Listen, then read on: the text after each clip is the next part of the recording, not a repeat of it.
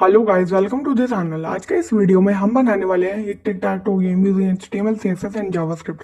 आपने ये गेम बहुत बार खेली होगी, ऑनलाइन भी और बचपन में भी। आज हम सीखेंगे कि इसे जावास्क्रिप्ट की हेल्प से बनाते कैसे। आप स्क्रीन पर देख सकते हैं, आपको ये गेम की ग्रिड शो हो रही है। यहाँ क्लिक करते ही देखिए मेरे प्लेयर 1 की टर्न आ चुकी है जिसके पास एक्स है, और यहाँ प्लेयर 2 की टर्न आ चुकी है जिसके पास ओ है। आप इसे एक्सो गेम या जीरो काटा गेम भी बोल सकते हैं। जब भी हमारे प्लेयर की टर्न चेंज होती है तो आपको एक अलर्ट शो हो जाता है जो आपको बताता है कि नेक्स्ट टर्न किस प्लेयर की है। और देखिए, जब भी गेम कंप्लीट हो जाएगी ना तो उसके बाद आपको ये सेल दिखेंगे जो डिसेबल हो जाएगा। इसका मतलब है कि हमारी अगर गेम में कोई प्लेयर जीत चुका है या गेम में टाई होगा तो ये सेल्स डिसेबल हो जाएंगे। और हम अगर इसी गेम को दोबारा खेलना चाहते हैं तो हमें रीस्टार्ट करना पड़ेगा इस गेम को। देखिए मैं करके दिखाती हूँ। ये देखिए रीस्टार्ट हो गई गेम। अब हम इसे एक बार दोबारा खेलते हैं, और हम ये जो अलर्ट आ रहा है इसे भी कस्टमाइज करें बनाएंगे स्क्रैच से बिल्कुल इस गेम में। और ये देखिए अब हमारा गेम खत्म हो गई और टाई आ गया, तो यहाँ पे अलर्ट पे लिखा आ गया था इट्स अ टाई। और ये हमारे सेल्स दोबारा डिसेबल हो चुके हैं। तो अब हमें अगर इसे रीस्टार्ट करना है तो रीस्टार्ट बटन पे क्लिक कर देंगे। ये देखिए रीस्टार्ट हो गई। अब मैं आपको दिखाती हूँ कि ये गेम हमारी रिस्पॉन्सिव भी है। इसका मतलब ये है कि हमारी ये गेम किसी भी मोबाइल डिवाइसेस या किसी भी डिवाइस पे एक अच्छे से शो होगी और अच्छे से काम करेगी। चाहे वो मोबाइल डिवाइस हो, चाहे वो टैबलेट हो, चाहे वो एक बड़ी स्क्रीन हो लैपटॉप की। ठीक है, और ये देखिए ये हमारी गेम यहाँ पर भी अच्छे से काम कर रही है। और इसे रीस्टार्ट करते हैं और एक काम करते हैं, इसे दोबारा से अपनी फुल स्क्रीन के लिए देख लेते हैं अब। और हाँ ये देखिए, अब इसे फुल स्क्रीन के लिए देख लेते हैं। ये हमारी मोबाइल डिवाइसेस के लिए भी बहुत अच्छे से काम कर रही है। और यहाँ देखते हैं, ये देखिए एक बार फिर से रन करते हैं इसे कम्प्लीटली। और ये देखिए यहाँ पे हमारा प्लेयर एक्स जीत चुका है, तो यहाँ पे इन्हें अलर्ट में भी दिखा दिया और हमारे सेल्स भी डिसेबल हो चुके हैं। अब गाइस इस गेम को हम बिल्कुल स्क्रैच से बनाने सीखेंगे। उससे पहले मैं आपसे कहूँगी, अगर आपने अभी तक कोई भी ऐसी गेम नहीं बनाई है तो आप इसे बना सकते हैं। ये बिगनर फ्रेंडली गेम है एक। आप इसे जावास्क्रिप्ट से हेल्प से बनाना सीख जाएंगे बिल्कुल 1 घंटे में इस वीडियो में। और अगर आपने कोई और गेम बनाना सीखना है तो ऑलरेडी मेरे चैनल पे एक वीडियो पड़ी है क्विज गेम की जो मैंने बनाई थी। आपको इसका लिंक भी मिल जाएगा आई बटन में, और मैं डिस्क्रिप्शन बॉक्स में भी डाल दूंगी, आप वहां से भी देख लीजिएगा। तो चलते हैं अब इस गेम को बनाते हैं, और हम अपना कोड एडिटर ओपन कर लेते हैं। और मैं यूज़ करने वाली हूँ VS कोड इस गेम को बनाने के लिए। और यहाँ देखिए हम VS कोड में आ चुके हैं। यहाँ ऑलरेडी मैंने एक फोल्डर बना रखा है टिक टैक टो गेम के नाम से, और इसमें मैं अपनी फाइल्स बना लेती हूँ। index.html हमारे HTML कोड के लिए हो जाएगी, और हम CSS और जावास्क्रिप्ट के लिए एक अलग फाइल बनाएंगे। हम चाहे तो HTML फाइल में स्टाइल टैग और स्क्रिप्ट टैग का यूज़ करके अपनी कोड लिख सकते हैं, बट हमारी सेपरेट फाइल्स करने से हमारा कोड मेंटेनेबल हो जाता है। अब ये हमारा आ गया बॉयलर प्लेट कोड। ठीक है, अब यहाँ टाइटल ले लेते हैं। टाइटल लेंगे हम टिक टैक टो गेम, या ठीक है। अब भी मैं आपको एक बार दिखा देती हूँ, आपका कोड भी शो होगा जिससे आपको, और आपका डिजाइन भी। ये देखिए अब आपको दोनों चीज आराम से शो होती रहेगी। अब बॉडी टैग में सबसे पहले मैं एक क्लास लूंगी कंटेनर, जिसके अंदर हमारी पूरी की पूरी गेम होगी। ठीक है, और इसे हम सेंटर में लाएंगे इसी कंटेनर गेम को इस कंटेनर की हेल्प से। और यहाँ ले रहे हैं किचवन टैग जिसमें हम लिखेंगे let's play a tick tac toe game. Tick tac toe game, okay. हाँ, और यहाँ पे जीस का कैपिटल कर देते हैं, और मैं एंटर करती हूँ। ये देखिए हमारी कंटेनर के अंदर H1 टैग आ चुका है। अब इस H1 टैग के बाद मैं लूंगी एक और क्लास जो हम गेम की ग्रिड बनाएंगे ना उसके लिए। इस क्लास को मैं नाम दूंगी गेम बोर्ड। आप गेम ग्रिड भी दे सकते हैं, मैं गेम बोर्ड क्लास दे रही हूँ। और इसके अंदर हम हमें चाहिए 9 सेल्स। 9 क्यों, आपको पता है ना, 3 रो 3 कॉलम होते हैं हमारी ग्रिड में गेम की। तो हम इसके लिए यूज करेंगे एक और क्लास डॉट सेल, और उसमें वो हमें चाहिए कितने, 9। और ये देखिए यहाँ पे आपको शो भी हो रहा है मिट में कि आपकी गेम कुछ ऐसा दिखेगी। तो अब हम इसे दे देते हैं एक्स। मैं अभी एक्स ऐसे ही लिख रही हूँ, आप अभी हम इसे बाद में चेंज करेंगे जावास्क्रिप्ट की हेल्प से। अभी इसे डिजाइन करने के लिए मैंने यहाँ एक्स लिख दिया है जस्ट। अब हम इसे डायनेमिकली जावास्क्रिप्ट से चेंज करेंगे। अब इस गेम बोर्ड के बाद हम एक और नीचे एक डिव और बनाते हैं, और जिसमें हमारे प्लेयर्स लिखे होंगे दोनों, प्लेयर 1 और प्लेयर 2। तो सबसे पहले इसको क्लास दे देते हैं गेम प्लेयर्स। वो गेम बोर्ड था, ये गेम प्लेयर्स है हमारे। और हमारे कितने प्लेयर्स होते हैं? हमारे प्लेयर्स होते हैं 2। तो इस गेम प्लेयर्स डिव के अंदर हम एक और क्लास ले लेते हैं, डॉट प्लेयर, और इसे इंटू 2 कर देती हूँ मैं, क्योंकि मुझे 2 डिव चाहिए जिनकी क्लास प्लेयर होगी। और यहाँ लिख देती हूँ मैं प्लेयर 1। ठीक है, और इसको एक्स दे देती हूँ, आप चाहे तो ओ दे दीजिए, मैं एक्स से स्टार्ट कर देती हूँ प्लेयर 1 से। और प्लेयर 2 को दे देती हूँ मैं ओ। ठीक है, तो ये दोनों हमारे प्लेयर्स आ चुके हैं। अब इस गेम प्लेयर्स को भी क्लोज करते हैं, और इस गेम प्लेयर्स के बाद एक बटन बना लेते हैं, रीस्टार्ट बटन, हमारी गेम को रीस्टार्ट करने के लिए। इस बटन को क्लास दूंगी मैं restart button, restart BTN, BTN, हाँ। ठीक है, और यहाँ ये देखिए ये बटन आ गया। अब इसमें यहाँ लिख देते हैं रीस्टार्ट, और ये देखिए आपका बटन आ चुका है। अब देखिए ये हमारा HTML कोड तो इतना सही है इस गेम का। बाकी हम इसका सबसे पहले, अब पूरा HTML कोड हो चुका है, तो हम अपना पूरी इस गेम को स्टाइल कर लेते हैं। तो सबसे पहले यहाँ टाइटल के ऊपर जस्ट अपना लिंक टैग यूज करते हैं, लिंक CSS। तो हमारी यहाँ style.css फाइल लिंक हो जाएगी।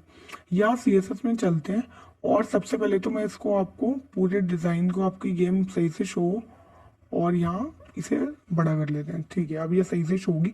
सबसे पहले हमारी सारे लिमिट्स में ना मार्जिन और पैडिंग डिफॉल्ट कुछ ना कुछ होती है, तो उसको 0 कर लेते हैं। तो वो कैसे करेंगे, मैं यहीं पे सबसे पहले काम करूंगी, इस चीज़ को आपको स्टार्टिंग में ही कर लेना चाहिए। तो मैं लिखूंगा स्टार और करली ब्रेसेस में मार्जिन 0, मार्जिन 0।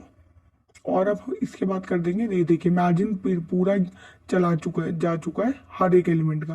पैडिंग भी 0 कर देंगे, और अब बॉक्स साइजिंग भी बॉर्डर बॉक्स कर देते हैं। ये कुछ डिफ़ॉल्ट प्रैक्टिस होती है जो आपको स्टार्टिंग में ही डिफ़ॉल्ट CSS लिख लेनी चाहिए। ठीक है, जिससे आपको बाद में परेशानी नहीं होती। अब फॉन्ट फैमिली भी ले लेते हैं। फॉन्ट फैमिली में इसकी सेंस सेरिफ ही ले लेती हूँ। आप चाहें तो यहाँ पर गूगल फॉन्ट्स भी यूज़ कर सकते हैं। ठीक है, अब ये स्टाइल हो गया। अब एक काम करते हैं, बॉडी टैग को स्टाइल कर लेते हैं। सबसे पहले तो मैं इस गेम का कलर चेंज करूँगी, बैकग्राउंड, और इस बैकग्राउंड को एक ब्लूइश कलर दूंगी। तो उसके लिए मैं हेक्स कोड यूज़ कर लेती हूँ। मैं यहाँ पर हेक्स कोड यूज़ कर रही हूँ, आप चाहें तो RGB वैल्यू भी यूज़ कर सकते हैं, या HSLA वैल्यू भी यूज़ कर सकते हैं। अब यहाँ देखिए, यहाँ पे बैकग्राउंड ब्लू है और कलर ब्लैक, तो ये विजिबल नहीं है। ब्लैक पे, ब्लू पे वाइट विजिबल होगा, इसलिए मैंने कलर वाइट ले लिया है। ठीक है, अब इस गेम को सबसे पहले मुझे सेंटर में लाना है। तो सेंटर में लाने के लिए मैं इस कंटेनर को स्टाइल कर लेती हूँ, और इसके कंटेनर की सबसे पहले तो विड्थ और हाइट 100% कर लेते हैं। विड्थ करूँगी मैं 100%, और हाइट कर देती हूँ 100 VH। 100 VH क्यों? जिससे ये अपने व्यू हाइट, जितना इसका व्यू होगा उसकी पूरी 100 हाइट ले लेगा। अब इसे सेंटर में लाना है, तो यहाँ पे फ्लेक्स बॉक्स की यूज़ कर रही हूँ मैं, डिस्प्ले फ्लेक्स कर दूंगी। आप चाहें तो ग्रिड भी यूज़ कर सकते हैं। अब ये देखिए ये सारे एक ही रो में आ गए ना, मुझे चाहिए एक कॉलम में ही, तो मैं इसे एक फ्लेक्स डायरेक्शन दे दूंगी, कॉलम, कॉलम। हाँ ये देखिए अब सही आया। ये रीसेट बटन ने पूरी विड्थ इसीलिए लिया है क्योंकि ये हमने इसे विड्थ दे रखे 100%। अभी इसे स्टाइल करेंगे तो ये बिल्कुल ठीक हो जाएगा।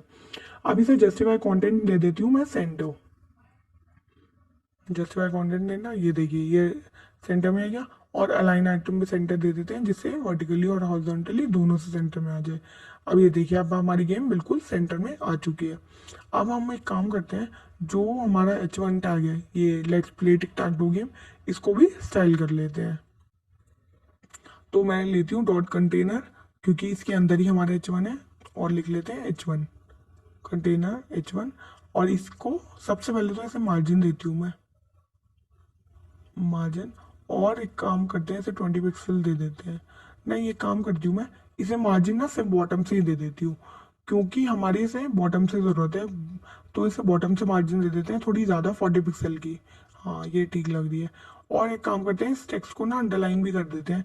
तो हम यहाँ यूज़ करेंगे प्रॉपर्टी CSS की टेक्स्ट डेकोरेशन अंडरलाइन, और ये देखिए ये अंडरलाइन आ चुकी है। अब हमारे जो ये गेम के ग्रिड है, इसको स्टाइल कर लेते हैं। तो मैं यहाँ क्लास लूंगी game board, dot game board लिखूंगी, और यहाँ पे मैं यूज़ करने वाली हूँ ग्रिड का, तो मैं डिस्प्ले कर दूंगी ग्रिड। मैं ग्रिड का यूज़ करके कर रही हूँ, अगर आप फ्लेक्स बॉक्स से कंफर्टेबल हो तो आप वो यूज़ कर सकते हो। अब इन्हें मुझे 3 रो 3 कॉलम बनाने हैं, तो मैं यहाँ यूज़ करूँगी ग्रिड टेम्पलेट कॉलम प्रॉपर्टी का, और यहाँ रिपीट फंक्शन का यूज़ करूँगी, क्योंकि मुझे 3 रो लानी है और रिपीट करनी है उन्हें 3 बार, इसीलिए एक ही रो को 3 बार रिपीट करना है ना, इसीलिए मैं यूज़ कर रही हूँ रिपीट का। तो मैं लिख दूंगा रिपीट 3 और 1 FR मतलब ये 3 बार रिपीट होगा 1 FR के। अब मुझे चाहिए, अगर मैं चाहूँ कि इसकी, मैं एक बार इसे वर्ड रैप करती हूँ, हाँ। अब मुझे चाहिए कि ये जो 1 FR है ये इतनी ना ले, मैं इसको मिन मैक्स फंक्शन का यूज़ कर लेती हूँ यहाँ, और मैं इसे बता दूंगी कि ये मिनिमम इतनी विड्थ ले और मैक्सिमम ये इतनी विड्थ ले। तो यहाँ मिनिमम विड्थ दे दी मैंने सब 120 पिक्सल, और मैक्सिमम मैं दे दूंगी 1 FR। तो ये मिनिमम 120 पिक्सल लेगा और मैक्सिमम 1 FR। देखिए अब सही ले रहे हैं, अब ये बिल्कुल ठीक लग रहे हैं। अब एक काम करते हैं, ये ग्रेड तो हमारी बन गई, अब सेल्स को स्टाइल कर लेते हैं अपने। तो यहाँ लिख देती हूँ मैं डॉट सेल, और यहाँ सबसे पहले हमारी ग्रिड बनाने के लिए हम इसे बॉर्डर देते हैं, तभी हमें ग्रिड वाली फीलिंग आएगी, वरना हमें यही नहीं पता चल रहा है ग्रिड है हमारी गेम की। तो इसे बॉर्डर दे दी 2 पिक्सल सॉलिड वाइट ही दे देते हैं, हाँ ये ठीक है। और इसकी डिस्प्ले कर देती हूँ मैं फ्लेक्स, क्योंकि अभी सेंटर में नहीं है ना, मैं इसे सेंटर में लाना चाहती हूँ, इसलिए मैं इसे डिस्प्ले फ्लेक्स कर रही हूँ, डिस्प्ले फ्लेक्स। और मैं फ्लेक्स बॉक्स के साथ बहुत कंफर्टेबल रहती हूँ और ग्रिड के, इसलिए मैं वो यूज़ करती हूँ। और जैसे मैं कंटेंट कर दूंगी सेंटर, अब ये देखिए हॉरिजॉन्टली सेंटर नहीं था, अभी सेंटर में आ गया। अब इसे पैडिंग दे देती हूँ मैं, और पैडिंग 20 पिक्सल की, जिससे इसके बॉर्डर के अंदर ही गैप आ जाएगा। ये देखिए top bottom left right side से 20 पिक्सल की पैडिंग मिल चुकी है। अब इसे एक काम करते हैं, अलाइन आइटम भी सेंटर कर देते हैं, जिससे वर्टिकली भी सेंटर है। वैसे तो ऑलरेडी वर्टिकली सेंटर है, बट फिर भी अगर ये वर्टिकली सेंटर ना हो तो अलाइन आइटम से वो सेंटर रहेगा। अब इसका फॉन्ट साइज इंक्रीज कर लेते हैं थोड़ा सा, ये बहुत छोटा है अभी, और इसका फॉन्ट साइज दे देती हूँ मैं 60 पिक्सल। हाँ अब ये बड़ा लग रहा है, नाउ इट्स लुकिंग फाइन। और इसे फॉन्ट वेट भी दे देती हूँ। फॉन्ट वेट क्यों, क्योंकि मैं इसे थोड़ा सा बोल्ड करना चाहती हूँ, और इसे वैल्यू दे दी 600। अब आप चाहें तो इसकी वैल्यू 700 भी दे सकते हैं, या बोल्ड भी लिख सकते हैं, बट मुझे ये ठीक लग रहा है इतना ही। और मैं इसे हाइट दे देती हूँ, जिससे इसको एक मैक्सिमम हाइट मिल जाएगी 120 पिक्सल। ये देखिए हाइट चेंज होते ही देखिए आपको ये एक फिनिश दिखी होगी, ये देखिए, ये देखिए, ठीक है। थोड़ा सा ही बड़ा हो गया है हमारा सेल हाइट देने से। अब इसमें कर्सर भी पॉइंटर कर देते हैं, जिससे जब भी हमारा यूजर इस पर क्लिक करने की सोचेगा तो वहां पर कर्सर आ जाएगा। और ये देखिए अब कर्सर आ रहा है इसके ऊपर, अब ये ज्यादा बेटर लग रहा है। Now it's fine. अब एक काम करते हैं, जो हमारी ये ग्रिड है ना, इसमें ये देखिए जो बॉर्डर है, हमें टॉप लेफ्ट और राइट और बॉटम के बॉर्डर्स नहीं चाहिए इनके कॉर्नर्स पे। तो अब उन्हें कैसे रिमूव करेंगे वो देखते हैं। तो मैं सेल को सेलेक्ट करती हूँ, सेल के फर्स्ट चाइल्ड को, ठीक है, फर्स्ट चाइल्ड को सेलेक्ट करती हूँ, और इसके मार्जिन जो बॉर्डर टॉप है उसको रिमूव करती हूँ। आपका फर्स्ट सेल मतलब फर्स्ट सेल देखिएगा, जस्ट फर्स्ट आइटम जिसमें एक्स है बस वो देखिएगा, उसके बॉर्डर टॉप को मैं नन कर देती हूँ, मतलब बॉर्डर नन कर देती हूँ। हाँ ये देखिए ये चला गया फर्स्ट चाइल्ड से बॉर्डर। मुझे यही करना है कि इसे फर्स्ट चाइल्ड, सेकंड चाइल्ड और थर्ड चाइल्ड तीनों से बॉर्डर हटाना है। तो मैं इसे ऐसे ही सेलेक्ट करूंगी, सेल के फर्स्ट चाइल्ड को, सेकंड चाइल्ड को सेलेक्ट करने के लिए मैं यूज करूंगी nth चाइल्ड प्रॉपर्टी का, और nth चाइल्ड कौन सा होगा, सेकंड, तो मैं सेकंड लिख दूंगी यहाँ। और थर्ड चाइल्ड के लिए मैं लिख दूंगी nth चाइल्ड 3। तो ये टॉप से बॉर्डर चला जाएगा, ये देखिए, हाँ ये देखिए अब ये बॉर्डर जा चुका है हमारा। अब हमें क्या चाहिए, अब हमें ये राइट वाला बॉर्डर भी हटाना है। तो इसी को रेप्लिकेट करते हैं, मैंने शिफ्ट ऑल्ट और डाउन एरो की से सेलेक्ट करके इसे कॉपी करा है, ठीक है। अब मुझे इनके बॉर्डर हटाने हैं ना, तो ये कौन से नंबर है मेरे, ये देखिए, ये है 0 1 2 3 4 5 6 7 8। तो ये ऐसे आ रहे हैं हमारे सेल्स। तो मुझे लास्ट वाली जो हमारा कॉलम है उसमें से हटाने हैं।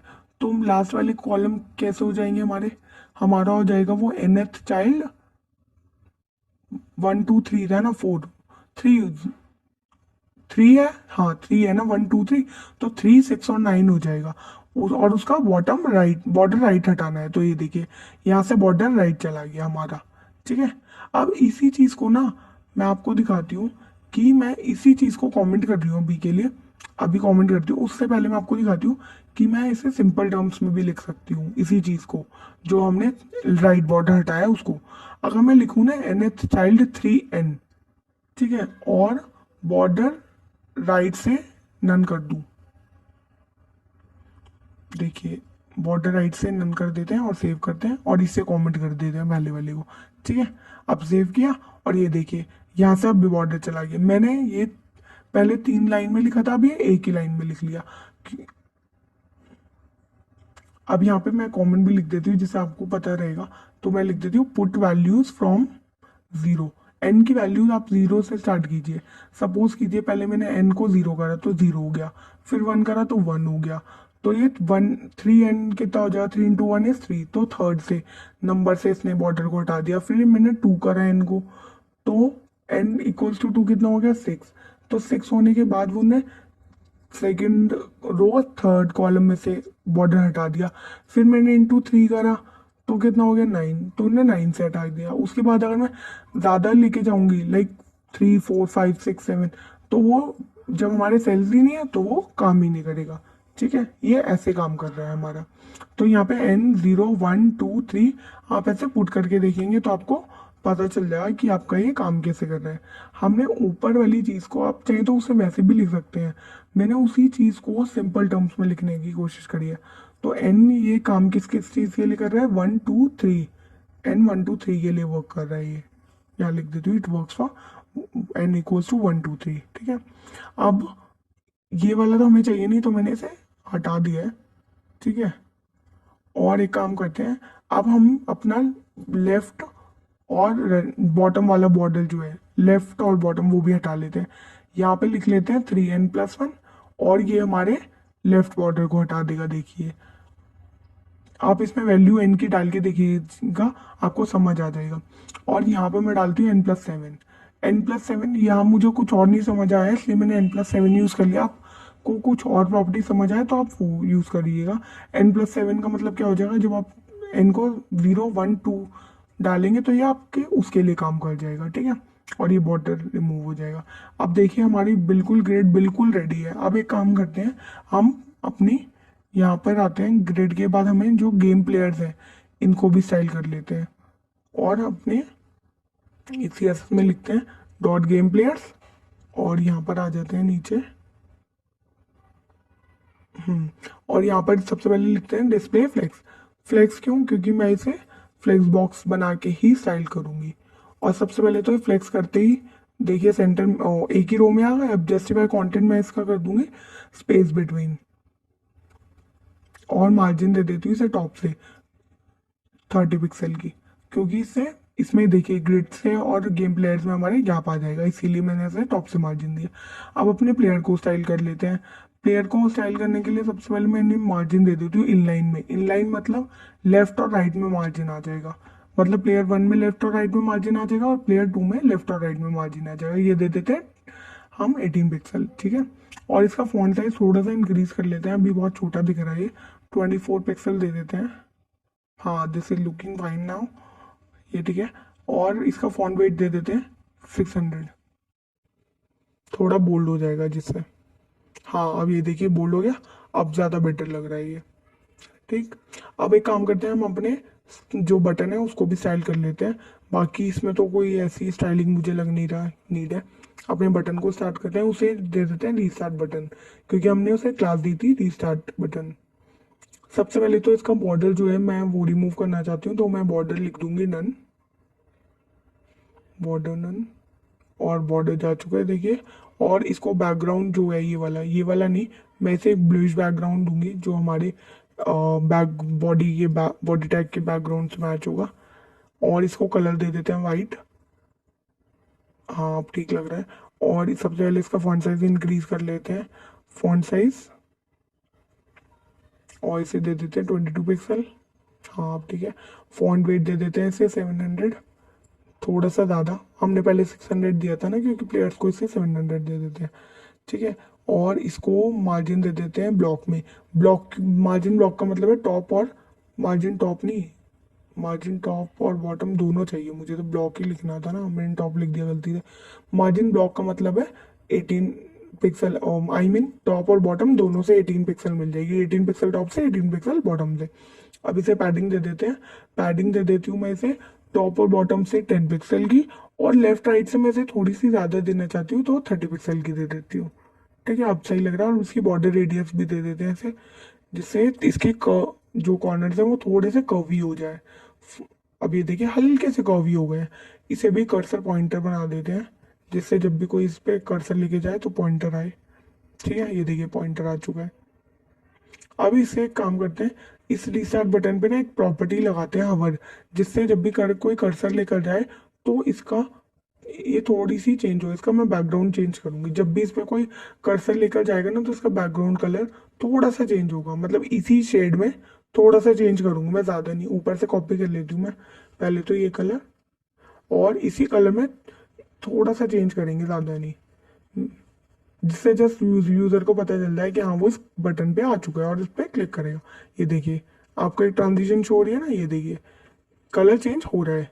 ठीक है, ये हमारा बाकी मेरे ख्याल में ये तो चेंज हो चुकी है। अब एक काम करते हैं, ये अभी थोड़ी बड़ी, मतलब छोट स्मॉल डिवाइसेस के लिए काम नहीं करेगी ये सी एस एस। हम एक काम करते हैं, हमारी मोबाइल डिवाइसेस के लिए भी सी एस एस लिख लेते हैं, जिससे हमारी ये गेम मोबाइल डिवाइसेस में भी बिल्कुल अच्छे से शो होगी और अच्छे से रन करेगी। तो यहाँ लिख लेते हैं मीडिया स्क्रीन, और मैक्स विड्थ दे देती हूँ। मैक्स विड्थ दे देती हूँ मैं इसे 550 पिक्सल, क्योंकि ये उसके बाद मैंने चेक किया था, उसके बाद ही मैंने 550 पिक्सल दिया, क्योंकि ये 550 पिक्सल के बाद हमारी गेम बिगड़ ली थी इसीलिए। ठीक है, आप चेक कर लीजिए, उसके बाद भी आप इसे दे सकते हैं। और मैं सबसे पहले इसमें जो हमारा गेम बोर्ड है, ये जो ग्रिड है, ये जो ग्रिड है इसको थोड़ा सा छोटा करना चाहूंगी, ये थोड़ी बड़ी है। आई मीन अगर डिवाइसेस हमारी थोड़ी छोटी हो जाती हैं तो ग्रिड भी हमारी थोड़ी सी छोटी होनी चाहिए। तो ऊपर चलते हैं, यहाँ देखिए, यहाँ पे मैं इसे कॉपी कर लेती हूँ, और इसी चीज को थोड़ा सा चेंज कर देंगे। और यहाँ पे आते हैं, और यहाँ पे एक काम करते हैं, इसकी जो विड्थ है ना, इसको 100 नहीं, एक काम करते हैं 90 पिक्सल दे देते हैं बस, ज़्यादा नहीं। और इसमें जो सेल है उनकी जो हाइट है ना वो भी अभी मैंने बड़ी कर रखी है, उनकी हाइट भी थोड़ी सी मैं छोटी कर दूंगी, उनको भी 90 पिक्सल कर देते हैं। हाँ देखिए, अब ये स्मॉल स्क्रीन पे कुछ ऐसा दिखेगा। अब ये ज़्यादा बेटर लग रहा है ना। अब एक काम करते हैं, हमारा जो H1 है ना उसको भी साइड कर लेते हैं, उसको भी थोड़ा सा छोटा कर देते हैं। उसका फॉन्ट साइज मैंने कुछ ज़्यादा ही बड़ा कर रखा है, उसको फॉन्ट साइज को मैं थोड़ा छोटा ही कर लेती हूँ, और 24 पिक्सल दे देते हैं इसे। हाँ अब ये छोटा हो गया, अब ज़्यादा बेटर लग रहा है। अब एक काम करते हैं, जो हमारा सेल है ना इसका भी फॉन्ट साइज थोड़ा छोटा करते हैं। ये जो एक्स है ये भी काफ़ी बड़ा बड़ा शो हो रहा है, इसको थोड़ा छोटा कर लेते हैं। और ये आ गया हमारा 50 पिक्सल, हाँ अब ठीक लग रहा है। ठीक है, अब एक काम करते हैं, जावास्क्रिप्ट लिख लेते हैं। ये तो हमारी कंप्लीट हो चुकी है, सी एस एस पूरी की पूरी से क्रॉस करते हैं, क्योंकि अब हमें ये चाहिए नहीं। और जावास्क्रिप्ट सी एस एस क्योंकि हमारी पूरी हो चुकी है, एच टी एम एल पूरी हो चुकी है। और ये देखिए, अब ये देख सकते हैं हम फुल स्क्रीन पे, आपको हम आपकी गेम कुछ ऐसी शो होगी। अभी तक तो मुझे ये गेम बिल्कुल फर्स्ट क्लास लग रही है, मतलब सही बनी है हमारी गेम बिल्कुल। अब एक काम करते हैं, इसको हमें रन भी करवाना है, तो इसके लिए हम अपनी जावास्क्रिप्ट लिखेंगे। तो चलते हैं अपने कोड एडिटर में, वी एस कोड में, और यहाँ जावास्क्रिप्ट लिख लेते हैं। तो यहाँ आते हैं H T M L file में, और H T M L file में सबसे पहले तो हम क्या करते हैं, ये जो, हाँ यहाँ टी को कैपिटल कर देती हूँ मैंने बाई मिस्टेक देखा नहीं था। और ये जो एक्स है ना इसको यहाँ से रिमूव कर देते हैं, मैं एक साथ हटा ली हूँ। मैंने ऑल्ट दबाकर जहाँ भी कर्सर लेकर जाएंगे ना आपका मल्टी कर्सर आ जाता है, उससे एक बार में हटा लिया। ठीक है, और यहाँ पे भी प्लेयर 1 और प्लेयर 2 को मैं जावास्क्रिप्ट में से मेंशन करूंगी, यहाँ पे मेंशन नहीं कर रही मैं। ठीक, और इन्हें एक क्लास और दे देती हूँ, प्लेयर 1 और प्लेयर 2। इसको प्लेयर 1 दे दी और इसको क्लास दे देते हैं प्लेयर 2, क्योंकि मैं इन्हें जावास्क्रिप्ट से लिखूंगी, ये एक्स होंगे या ओ होंगे, इसीलिए यहाँ पर स्क्रिप्ट टैग्स लगा देते हैं, और अब हमारी जावास्क्रिप्ट लिख लेते हैं। तो सबसे पहले हमें जावास्क्रिप्ट में क्या चाहिए, हमारे पूरा ग्रिड चाहिए ना, तो हम गेम बोर्ड ले लेते हैं। तो हम चलते हैं और यहाँ लिख लेते हैं game cells. Game cells variable बना लेते हैं, जिसमें हमारे सारे सेल्स आएंगे, 9 के 9। मैं आपको गेम बोर्ड भी सेलेक्ट कर सकती थी बट मैंने सेल सेलेक्ट कर लिया, और मैंने उसे क्लास से सेलेक्ट करा है डॉट सेल, इसीलिए मैंने क्वेरी सेलेक्टर ऑल का यूज़ करा है। इसमें अब हमारे सारे सेल्स आ जाएंगे गेम के, ठीक है। और अब हमारे प्लेयर 1 और प्लेयर 2 को भी सेलेक्ट कर लेते हैं, और यहाँ क्लास दी थी हमने प्लेयर 1, इसे कॉपी करते हैं और यहाँ लिखते हैं प्लेयर 1 इक्वल्स टू, इसे भी डॉक्यूमेंट डॉट क्वेरी सेलेक्टर से सेलेक्ट कर लेते हैं। मैं इसे क्लास से सेलेक्ट कर रही हूँ इसलिए मैंने क्वेरी सेलेक्टर यूज़ किया। आप क्लास नेम से, आईडी से, किसी भी या टैग से किसी भी चीज़ से सेलेक्ट कर सकते हैं, ठीक है। ये हो जाएगा हमारा प्लेयर 2।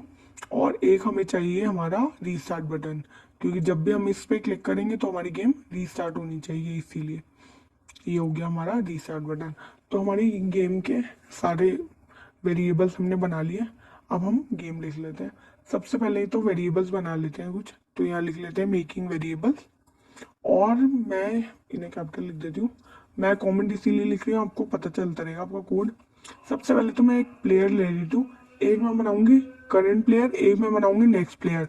दो प्लेयर होंगे, आप प्लेयर 1 प्लेयर 2 भी बना सकते हैं, लेकिन वो मैं प्लेयर 1 और प्लेयर 2 इसलिए नहीं लिख रही क्योंकि वो ऊपर हमारे वेरिएबल से मिसअंडरस्टूड हो जाएंगे, इसीलिए, ठीक है। तो कंफ्यूजन ना हो इसीलिए मैंने इसे करंट प्लेयर लिख लिया। तो करंट प्लेयर मेरा एक्स है, करंट प्लेयर मतलब हमारा प्लेयर 1 और नेक्स्ट प्लेयर मतलब प्लेयर 2। तो मैंने ऐसे लिख लिया, अगर आप चाहें तो दूसरा कुछ नाम भी ले सकते हैं, ठीक है। तो ये हमारे प्लेयर हो गए, और प्लेयर टर्न भी ले लेते हैं। प्लेयर टर्न सबसे पहले मैं दूंगी करंट प्लेयर को, मतलब अभी जो प्लेयर टर्न होगी वो बताएगा वेरिएबल कि किसकी टर्न है। तो प्लेयर करंट प्लेयर की टर्न दे दी, मतलब सबसे पहले हमारे एक्स की टर्न आएगी जब भी हमारी गेम स्टार्ट होगी। अब हमें गेम स्टार्ट करनी है। गेम स्टार्ट करने के लिए सबसे पहले मुझे चाहिए, जब भी मैं सेल पे क्लिक करूं तो हमारे प्लेयर एटलीस्ट क्लिक कर पाए और वहाँ पर एक्स और ओ आ सके।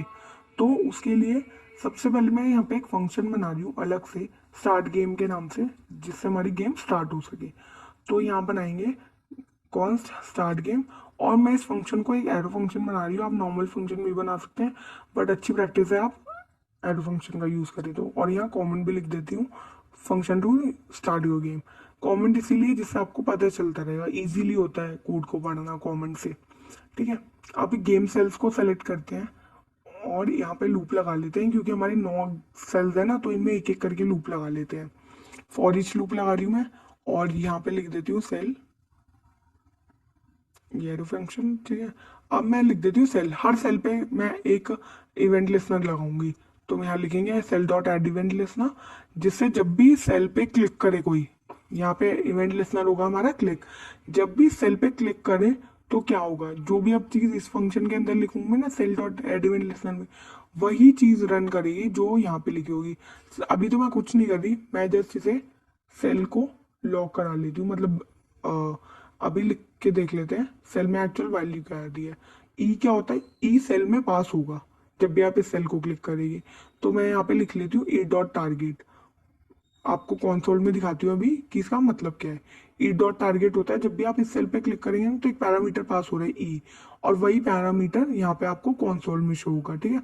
इस स्टार्ट गेम फंक्शन को कॉल कर लेते हैं और इससे रन करके देखते हैं एक बार इसे रन करते हैं हमारे कोड को। यहाँ पे देखिए ये हमारा कोड रन करके देखते हैं, और एक काम करती हूँ मैं इसे इंस्पेक्ट कर लेती हूँ और कंसोल खोल लेती हूँ। ये देखिए ये हमारा कंसोल खुल चुका है, यहाँ क्लिक करती हूँ मैं, ये देखिए यहाँ क्लिक करा, यहाँ पे देखिए क्लिक करते ही जहाँ जहाँ मैं क्लिक कर रही हूँ देखिए आपको दिख रहा है ना, क्लिक होता हुआ दिख रहा है, एक फ्लैश सा दिख रहा है, और यहाँ पर आपका वो सेल भी दिख रहा है जहाँ पे आप क्लिक कर रहे हैं, ठीक है। तो इसका मतलब आपका स्टार्ट गेम फंक्शन चल रहा है। अब यहाँ पर अगर आपको ये दिख रहा है क्लिक होता हुआ, तो मुझे क्या चाहिए, जो भी सेल यहाँ पर वैल्यू मुझे डलवानी है, मैं क्लिक करूँ तो एक्स आ जाए, फिर नेक्स्ट टर्न पे ओ आ जाए, फिर दोबारा एक्स आ जाए, ऑल्टरनेटिवली एक्स और ओ, प्लेयर 1 और प्लेयर 2 की टर्न चेंज होती रहे, ठीक है। वो काम हम करवा लेते हैं। अब यहाँ पे आ जाते हैं, और अलग से सबसे पहले एक फंक्शन लिख रही हूँ मैं, प्लेयर चेंज, मतलब प्लेयर की टर्न चेंज करने के लिए। प्लेयर की टर्न कैसे चेंज होगी, तो यहाँ लिखेंगे change player turn. Change player turn ये फंक्शन है जो हमारे प्लेयर की टर्न को ऑल्टरनेटिवली चेंज करता रहेगा हर बार। पहले प्लेयर 1 होगा तो प्लेयर 2 हो जाएगा फिर नेक्स्ट पे, और अगर पहले से प्लेयर 2 होगा तो फिर प्लेयर 1 हो जाएगा। ठीक है, आप किसी से भी स्टार्ट करा सकते हैं। और यहाँ कमेंट यहाँ पे भी लिख देती हूँ मैं। कमेंट लिखना एक अच्छी प्रैक्टिस होती है, अगर आप स्टार्टिंग से ही डाल लेंगे ये प्रैक्टिस तो आपको आगे प्रॉब्लम नहीं होगी। ठीक है, तो ये हो गया function to play change players turn. ठीक है, अब इस फंक्शन को लिख भी लेते हैं। अब मैं चेक करूँगा सबसे पहले प्लेयर टर्न किसकी टर्न है। एक्चुअल में टर्न करंट प्लेयर की है या नेक्स्ट प्लेयर की है। मैंने ऊपर जो वेरिएबल्स बनाए थे ना वो चेक करेंगे। तो प्लेयर टर्न में चेक करूंगी अगर करंट प्लेयर की है सबसे पहले तो, क्योंकि मैंने ऊपर करंट प्लेयर की दी है। अगर करंट प्लेयर की टर्न है तो प्लेयर चेंज कर दो टर्न को, तो मैं प्लेयर टर्न में क्या डाल दूंगी, नेक्स्ट प्लेयर। और अगर नेक्स्ट प्लेयर की टर्न होगी तो मैं डाल दूंगी करंट प्लेयर। ठीक है, तो यहाँ चेक कर रहे हैं हम इफ कंडीशन लगा के कि अगर प्लेयर टर्न करंट प्लेयर है तो प्लेयर टर्न को नेक्स्ट प्लेयर कर दो, नहीं तो उसकी टर्न करंट प्लेयर रहने दो। अगर इफ वाला नहीं चला तो इसका मतलब वो नेक्स्ट प्लेयर की टर्न है तो करंट प्लेयर की टर्न हो जाएगी फिर। और सेव कर लेते हैं। ठीक है, अब यहाँ चलते हैं ऊपर हमारे फंक्शन में स्टार्ट गेम में। इस कंसोल को तो हट कमेंट नहीं, एक काम करती हूँ मैं इसे रिमूव ही कर देती हूँ क्योंकि मुझे चाहिए नहीं अभी कंसोल। और यहाँ पे लिख देती हूँ मैं ई डॉट टारगेट। ई मतलब ई डॉट टारगेट मैंने आपको दिखाया था ना, जो सेल आप वो क्लिक कर रहे हैं वो। तो E dot target dot text content मतलब उसके इनसाइड आप लिख देंगे क्या, प्लेयर टर्न। जिसकी भी टर्न है वो आप लिख देंगे, प्लेयर टर्न लिख देंगे। और ये प्लेयर टर्न एक ग्लोबल वेरिएबल है, इसीलिए आपको हर फंक्शन में you can access this, change player turn में भी और स्टार्ट गेम में भी आप इस फंक्शन को एक्सेस कर सकते हैं। ठीक है, और यहाँ पे एक काम करती हूँ मैं, इस इफ और एल्स की जगह ना मैं आपको इस कोड को एक ही लाइन में लिख के दिखाती हूँ। मैं लिखती हूँ प्लेयर टर्न इक्वल्स टू, अगर player turn equal equal current player है तो आप नेक्स्ट प्लेयर कर दो, नहीं तो करंट प्लेयर कर दो। ये मैंने टर्नरी ऑपरेटर का यूज करके इसे एक लाइन में लिखना है आपको बताया है। आप इसे 4 लाइन ऑफ कोड को एक लाइन में लिख सकते हैं। ये आपका इफ एल्स से लिखा हुआ है, ये आपका कंडीशनल ऑपरेटर से लिखा हुआ है, सॉरी टर्नरी ऑपरेटर से लिखा हुआ है। तो आप जो बेस्ट लगे आपको वो यूज कर सकते हैं, आपको दोनों कोड मिल जाएंगे। ठीक है, अब हम एक काम करते हैं, यहाँ पे देखिए यहाँ पे हमारी ये E dot target dot player turn, हाँ प्लेयर टर्न हो गई। उससे पहले मुझे अपने चेंज प्लेयर टर्न को कॉल भी कर देती हूँ मैं। और एक काम करते हैं, मैं इसको ना हमारे जब भी हम क्लिक करेंगे तब कॉल करना है, तो मैं इसे लाइन को नीचे ले आती हूँ। ठीक है, हाँ ठीक है। और अब एक काम करते हैं, इसे रन करके देखते हैं। ये देखिए रन करा, ओ आया, सबसे पहले ओ आया, इसका मतलब पहले मैंने फंक्शन कॉल किया था तो पहले टर्न थी एक्स फिर ओ हो गई। ये देखिए ऑल्टरनेटिवली चेंज हो जा रही है आपकी टर्न, ये देखिए। ठीक है, आपकी टर्न ऑल्टरनेटिवली चेंज हो रही है ना। और ये देखिए अभी ऑलरेडी जहाँ पे ओ है वहाँ पे मैं क्लिक कर रही हूँ तो देखिए वहाँ चेंज हो रहा है। जहाँ ओ था देखिए वहाँ एक्स हो रहा है। मुझे ऐसा करना नहीं है, इसे भी हैंडल करेंगे हम कि हमारी प्लेयर ऐसे चेंज नहीं होनी चाहिए। जहाँ ऑलरेडी एम्प्टी सेल है वहीं पे हमारी we are able to click on it. जहाँ एम्प्टी स्पेस है, जहाँ पे ऑलरेडी एक चूज कर रखा है हमने सेल, उस पर क्लिक नहीं होना चाहिए। वो काम भी यहीं कर लेते हैं। तो यहाँ पे लगाते हैं कि इफ कंडीशन अगर E dot target dot text content is equal equal empty, अगर एम्प्टी है तो मैं ये काम करूंगी। ठीक है, अगर एम्प्टी होगा तो ही ये काम होगा, नहीं तो नहीं। अगर मेरा सेल एम्प्टी नहीं है, मैं चेक कर रही हूँ dot target dot text content मतलब मेरा सेल अगर एम्प्टी है तो ये काम करूँ, अगर मेरा सेल एम्प्टी नहीं है तो मैं ये काम नहीं करना चाहती। ठीक है, और इसीलिए मैंने ये करा। और मैं चेंज प्लेयर टर्न बाद में करूंगी, पहले मेरी प्लेयर टर्न होगी एक्स की मतलब करेंट प्लेयर की, और फिर मेरी टर्न चेंज होगी। अब देखना आपकी टर्न एक्स से स्टार्ट होगी। देखिए क्लिक करा एक्स आ गया, देखिए। अब कहीं और क्लिक करते हैं और ये देखिए ओ आ गया। अब कहीं और यहाँ पे एक्स आ गया, ओ आ गया। ठीक है, अब ये देखिए मैं एक्स पे क्लिक करे जा रही हूँ बार बार, लेकिन मेरा एक्स नहीं आ रहा है। ये देखिए कहीं भी जहाँ पे एम टी है मैं वहीं पे क्लिक कर पा रही हूँ, जहाँ पे एम टी नहीं है ना वहाँ मैं क्लिक करने में भी मेरा कुछ नहीं हो रहा है। ठीक है, और ये देखिए एक काम करती हूँ मैं इसे, ये देखिए रिफ्रेश करके दिखाया आपको, और ये देखिए, ये अब भी क्या कर रहा है, ये अब भी, अब मुझे क्या चाहिए, ये तो सारे आ गए, मेरी प्लेयर की टर्न चेंज हो रही है। अब मुझे चेक करना है विन, कि कौन जीत रहा है। मतलब ये सेकंड रो में जब जब कोई अगर तीनों एक आ गए तो मुझे जीतना चाहिए ना, तो वो चीज़ कर लेते हैं अब। तो यहाँ अलग से फंक्शन बना लेते हैं और लिखते हैं चेक विन। चेक विन नाम से अलग से फंक्शन बना रही हूँ मैं। ये चेक करेगा कि एक प्लेयर जीता या नहीं, कोई भी प्लेयर हो, चाहे वो प्लेयर वन हो चाहे वो प्लेयर टू हो, कि वो जीता या नहीं जीता। इसीलिए ये फंक्शन है, ठीक है। और यहाँ पे लिख लेते हैं फंक्शन टू चेक विन, कि कौन जीता, कौन नहीं मतलब लिखूं जीता या नहीं कोई, इसीलिए। ठीक है। तो यहाँ पे सबसे पहले मैं बनाऊंगी एक एरे, और उसमें लिखूंगी, उस एरे का नाम दे रही हूँ मैं विनिंग कंडीशंस। विनिंग कंडीशंस कौन कौन सी हो सकती हैं, एक एरे बनाऊंगी जिसमें मैं अपनी सारी विनिंग कंडीशंस लिखूंगी। ठीक है। और इससे, हाँ, देखिए मैं इसे सही से इंडेंट कर लेती हूँ। और यहाँ पे देखिए, ये एरे ऑफ ऑब्जेक्ट्स है, इसमें मैं क्या कर रही हूँ, देखिए एरे ऑफ एरे ना, यहाँ पे मैं सबसे पहले विनिंग कंडीशन लिख रही हूँ 0 1 2। ठीक है। कॉमा देती हूँ, इसी को कॉपी कर रही हूँ मैं, और ये कॉपी होगा हमारा 3।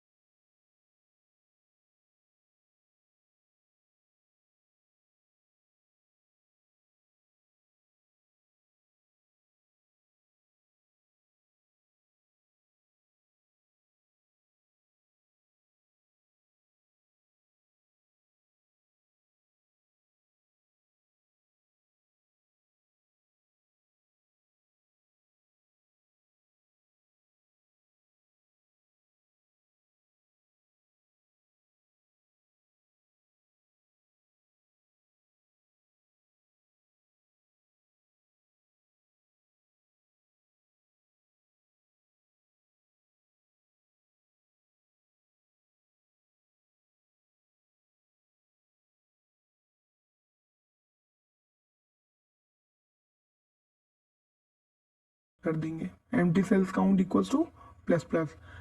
अगर वो एम्प्टी होंगे तो हमारे empty cells count plus plus होता रहेगा, ठीक है। और यहाँ लिख देती हूँ मैं, कमेंट कर देती हूँ इसे भी, कॉलिंग स्टार्ट गेम फंक्शन, ये ठीक है। अब ये देखिए, इस फंक्शन को पूरा कर लेते हैं अपने चेक टाइप फंक्शन को।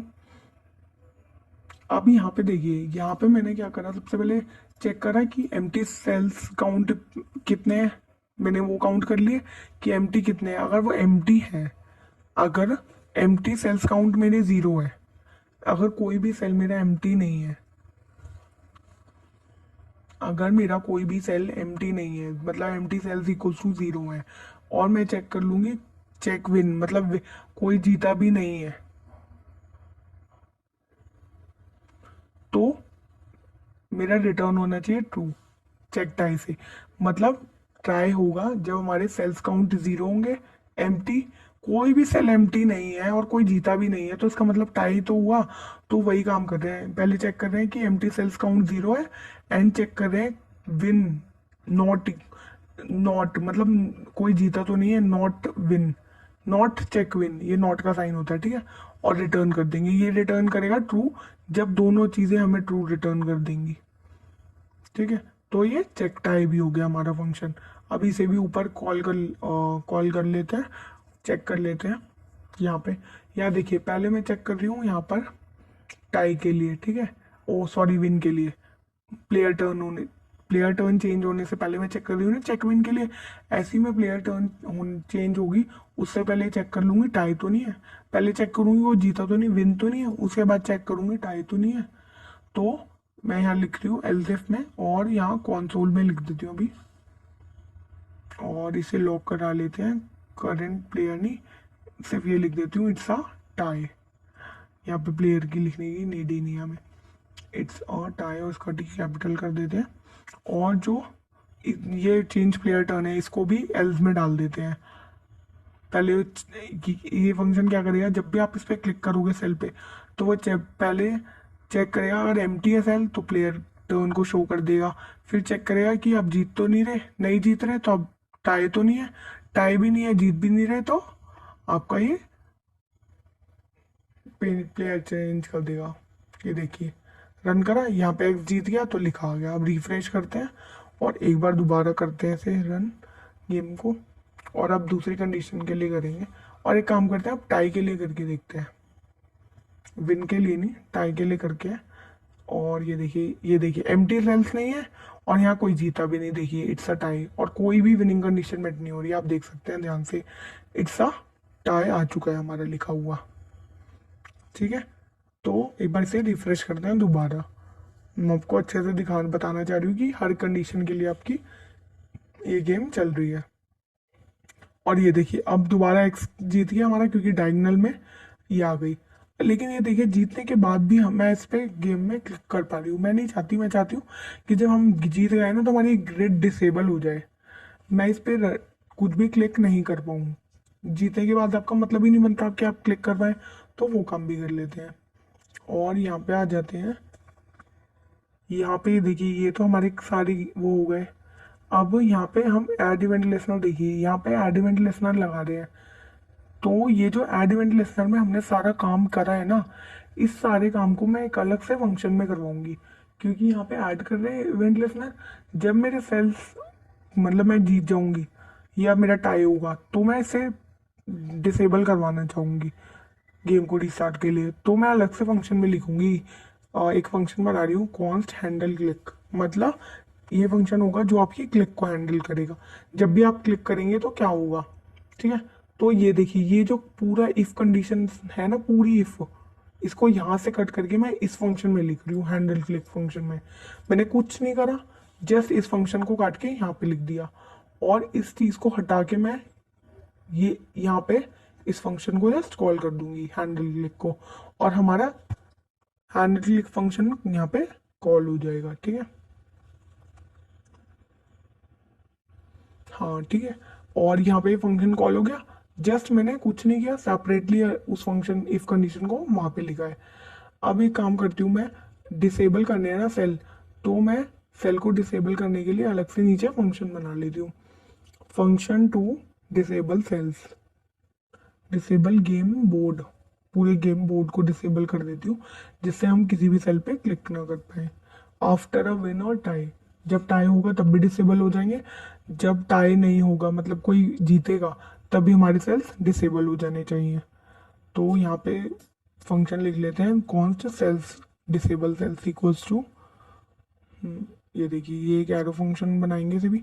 अब यहाँ क्या करेंगे, हमने वहाँ एड इवेंट लिसनर लगाए थे ना, ऐसे ही हम सबसे पहले तो अपने जो सेल्स हैं वहाँ पे फॉर ईच लूप लगाई थी स्टार्ट गेम फंक्शन में, ऐसे ही यहाँ पे फॉर ईच लूप लगा लेते हैं अपने गेम सेल्स में, मतलब सारे सेल्स में लूप लगा रहे हैं हम एक एक करके, सेल को एक्सेस करेंगे हम, ठीक है। तो सेल डॉट, हाँ ये सेल। अब एक काम करते हैं, यहाँ पे हमने क्या करा था, वहाँ पे एड इवेंट लिसनर लगाया था स्टार्ट को गेम करने के लिए, सॉरी गेम को स्टार्ट करने के लिए। यहाँ पे हम रिमूव इवेंट लिसनर लगाएंगे, हम रिमूव कर देंगे, मतलब क्लिक नहीं, क्लिक पहले क्लिक लगा रहे थे अब क्लिक रिमूव कर रहे हैं। एड इवेंट का मतलब होता है आप एक इवेंट को लगा रहे हो, रिमूव का मतलब इवेंट को हटा रहे हो। तो पहले हमने क्लिक को लगाया था, अब क्लिक को हटा रहे हैं। पहले चाहते थे क्लिक करें तो ये हो, अब चाहते हैं क्लिक ना हो, क्लिक करें तो कुछ भी ना हो। अब इसमें एक क्लास और ऐड कर देंगे इस सेल में, इस सेल में मैं एक क्लास और ऐड करूंगी, जैसे cell dot classlist dot add, और मैं इसे क्लास को नाम दे दूंगी डिसेबल। क्लास ऐड इसलिए कर रही हूँ क्योंकि मैं इसे स्टाइल करूंगी और इसमें एक स्टाइलिंग लगा दूंगी जिससे पता चल जाए कि हाँ हमारा सेल डिसेबल हो चुका है, उसे एक अलग सा बैकग्राउंड दे देंगे। तो यहाँ पे आ जाते हैं अपने CSS में, और यहाँ पे लिख लेते हैं, सबसे पहले मैं लिखूंगी डॉट सेल, जब भी मेरा सेल डिसेबल हो, जब भी मेरा सेल पे क्लास लगी हो डिसेबल, तो क्या हो, तो मैं यहाँ लिखूंगी डॉट सेल डॉट डिसेबल, और इसका बैकग्राउंड कर दूंगी चेंज, इसका बैकग्राउंड कर देती हूँ एक लाइटिश ग्रेइश कलर दे देते हैं इसे, और सेव करते हैं। और यहाँ पे देखिए इस डिसेबल सेल्स फंक्शन को मुझे कॉल कब करना है, यहाँ पे ऊपर आते हैं और यहाँ देखिए, यहाँ पे जब भी मेरा एक विन हो रहा है, विन हो रहा है तब मैं डिसेबल सेल्स फंक्शन को कॉल कर रही हूँ, और एक बार टाई के बाद कॉल करूंगी जब भी मैं जीतूंगी, चेक टाई होगा तो भी मेरा डिसेबल सेल्स फंक्शन कॉल होना चाहिए। तो यहाँ पे भी कॉल कर लेते हैं, 2 बार कॉल होगा, ठीक है। अब एक काम करते हैं, गेम को एक बार रन करके देखते हैं, ये आ जाते हैं, एक बार रन करते हैं इसे, और ये देखिए ये रन हो गई, एक्स इज अ विनर इस टाइम, तो ये डिसेबल हो गए अब सेल। अब एक काम करते हैं, इसे दोबारा से रन करते हैं, दूसरी कंडीशन के लिए चेक करते हैं, और ये देखिए यहाँ पे ये हमारा ओ आ गया विनर, तो भी हमारी एक बार एक्स विनर चेक कर लिया, एक बार ओ विनर चेक कर लिया, दोनों में हमारे सेल डिसेबल हो चुके थे। अब एक काम करते हैं, हम टाई के लिए चेक करके देखते हैं कि हमारा टाई के लिए कंडीशन मैट हो रही है या नहीं हो रही। यहाँ पे हाँ ओ, और यहाँ एक्स, हाँ देखिए इट्स अ टाई आ गया कॉन्सोल में लिखा, और हमारा सेल पूरे डिसेबल हो चुके हैं। तो हमारी गेम बिल्कुल परफेक्टली काम कर रही है। अब हमें क्या चाहिए, अब एक काम करते हैं, यहाँ तो प्लेयर 1 और प्लेयर 2 की वैल्यू नहीं लिखी हुई, वो लिख लेते हैं। यहाँ प्लेयर 1 और प्लेयर 2 की मैंने वैल्यू नहीं लिखी, वो भी लिख देती हूँ। प्लेयर 1 डॉट टेक्स्ट कॉन्टेंट में मैं लिख देती हूँ करेंट प्लेयर, और यहाँ लिख देती हूँ बैक टिक में लिख रही हूँ मैं।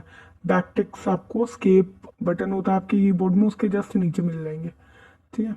और बैक टिक्स में, और आपको जब भी जावास्क्रिप्ट लिखनी होती है बैकटिक में तो आप डॉलर और कर्ली ब्रेसेस का यूज़ करते हैं। और यहाँ प्लेयर 2 में लिख देंगे प्लेयर 2, और करेंट प्लेयर की जगह हो जाएगा नेक्स्ट प्लेयर। आप कोई भी वेरिएबल यूज़ कर लीजिएगा, मैंने तो ये वाले वेरिएबल्स यूज़ कर लिए हैं, ठीक है। अब एक काम करते हैं, रीस्टार्ट बटन पे भी काम कर देते हैं हाथों हाथ, और यहाँ पे आती हूँ मैं नीचे, और यहाँ लिखते हैं रीस्टार्ट बटन पे एड इवेंट लिसनर लगाते हैं सबसे पहले, तो एड इवेंट लिसनर, और इस पे भी लगाइए क्लिक, जब भी इस रीस्टार्ट बटन पे कोई क्लिक करे तो क्या होना चाहिए, तो रीस्टार्ट बटन पे क्लिक करते ही मुझे ये फंक्शन रन करना है रीस्टार्ट गेम नाम का, मैं रीस्टार्ट गेम नाम का फंक्शन रन करूंगी, और इसी जी को कैपिटल करते हैं, हाँ। और इस फंक्शन में बना लेती हूँ मैं पहले से, ये फंक्शन मैंने लिखा नहीं है अभी तक, रीस्टार्ट फंक्शन, ये क्या करेगा, रीस्टार्ट कर देगा गेम को। और मैं इससे यहाँ पे स्टार्ट फंक्शन भी दे सकती थी, मैंने स्टार्ट फंक्शन क्यों नहीं दिया, मैं आपको वो भी बताती हूँ अभी। पहले हम लिख लेते हैं इसको comment function to start game. मैं इसे, क्योंकि मुझे इसे सबसे पहले तो मैं इसे स्टार्ट रीस्टार्ट गेम में, सबसे पहले तो मैं जो हमारा यहाँ पे कॉल कर देंगे स्टार्ट गेम फंक्शन को, क्योंकि उसी में सारा काम हो रहा है, हमारी गेम वहीं से स्टार्ट हो रही है। और उससे भी पहले हम क्या करेंगे, हमारे जो गेम सेल्स है ना, उनमें लूप लगाएंगे एक एक करके, लूप लगाएंगे सेल डॉट। और अब हम जब रीस्टार्ट करेंगे हमारी गेम को, तो हमारे सेल्स याद है उनमें कुछ ना कुछ लिखा हुआ है ऑलरेडी, तो मैं चाहती हूँ उन्हें वो रिमूव हो जाए, इसीलिए मैं उन्हें रिमूव कर रही हूँ, उनमें के टेक्स्ट कंटेंट को एम्प्टी कर रही हूँ। Cell dot text content remove empty हो जाएगा, इसका मतलब उनमें कुछ भी नहीं बचेगा। और उनकी क्लास लिस्ट में ऑलरेडी एक डिसेबल्ड क्लास लिस्ट ऐड थी ना, उसे भी रिमूव कर देंगे। इसीलिए मैंने स्टार्ट गेम फंक्शन अलग से बनाया, सिर्फ रीस्टार्ट बटन पे स्टार्ट गेम फंक्शन को कॉल नहीं करा, वरना हमारे सेल में कुछ लिखा भी होता ऑलरेडी एक्स और ओ, और हमारे उनमें डिसेबल भी होते वो, इसीलिए। ठीक है, अब रन करते हैं एक बार, ये देखिए, ये देखिए रीस्टार्ट करते ही ये देखिए ये गेम आ गई, ये डिसेबल हो गए, टाई आ गया, रीस्टार्ट करा तो ये देखिए रीस्टार्ट हो गए, सही से काम कर रहे हैं हमारे रीस्टार्ट बटन भी। मैं आप जस्ट इसीलिए चेक कर रही हूँ कि हमारे रीस्टार्ट हर कंडीशन पे काम करना चाहिए। हमारा रीस्टार्ट बटन बिल्कुल सही काम कर रहा है, ठीक है, टाई के लिए भी काम कर रहा है, विनर के लिए भी काम कर रहा है, ये बिल्कुल परफेक्टली काम कर रहा है। अब एक काम करते हैं, हम इस फंक्शन में ना अलग से एक काम करते हैं, इसे एक कंसोल में ना लिख के ना इन सब चीज़ों को एक अलग से अलर्ट बना लेते हैं, उसमें लिखते हैं ये सारी चीज़ों को, यहाँ पे कंसोल ना लिख के, यहाँ पे इन्हें क्लोज करते हैं। और सबसे पहले HTML में चलते हैं और एक अलर्ट को बना लेते हैं, और फिर उसे स्टाइल करेंगे, और फिर जावास्क्रिप्ट से उसे रन करेंगे। यहाँ पे एक काम करती हूँ मैं, हाँ रीस्टार्ट बटन के बाद बना लेती हूँ इस अलर्ट को, और इसे क्लास दे देती हूँ अलर्ट बॉक्स। अलर्ट इसीलिए नहीं दे रही क्योंकि ऑलरेडी जावास्क्रिप्ट में एक अलर्ट होता है, वो उससे कंफ्यूजन ना क्रिएट हो, इसीलिए मैंने उसे अलर्ट बॉक्स क्लास दी है। और लिख देंगे यहाँ अलर्ट, मैं आपको एक बार दिखा देती हूँ ये अलर्ट कहाँ पे शो हो रहा है, फिर उसे स्टाइल कर लेंगे। और यहाँ पे ये देखिए, ये आपको अपने रीस्टार्ट बटन के नीचे दिख गया ना अलर्ट। अब मुझे ये टॉप पे चाहिए, अपनी ये जो हेडिंग है हमारी टिक टैक टो गेम, इसके भी ऊपर, तो हम इसे स्टाइल कर लेते हैं। और यहाँ पे मीडिया स्क्रीन से पहले मैं लिख लेती हूँ डॉट अलर्ट बॉक्स, क्योंकि हमने इसे क्लास दी थी अलर्ट बॉक्स, अगर आईडी देते तो हम हैश यूज़ करते।